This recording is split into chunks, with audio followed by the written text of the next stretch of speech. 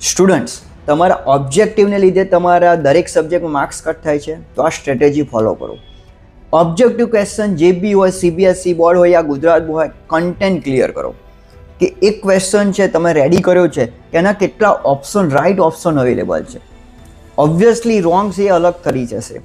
એ જ રીતે દરેક સબ્જેક્ટની અંદર ઓબ્જેક્ટિવને તૈયાર કરવાથી તમારા કોઈ સ્ટુડન્ટ છે એવું છે કે 80માંથી 70 આવે છે, સર 10 માર્ક્સ મારા ઓબ્જેક્ટિવમાં કટ થાય છે, એ 10 માર્ક્સ બચી જશે.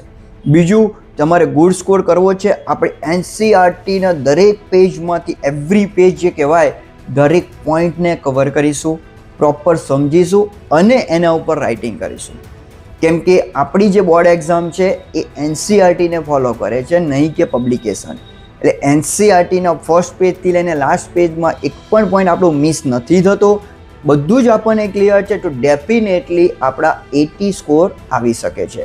તો ગુડ સ્કોર માટે એક જ ટીપ છે કે કન્ટેન્ટ ક્લિયર કરશો, પ્રોપર રેડી કરશો, તો ડેફિનેટલી ઓબ્જેક્ટિવ પણ તમારું સારું જશે. સૌથી વધારે જો સ્ટુડન્ટને પ્રોબ્લેમ આવતો હોય ને તો MCQમાં આવે છે કે MCQ પ્રોપર નથી કરી શકતા.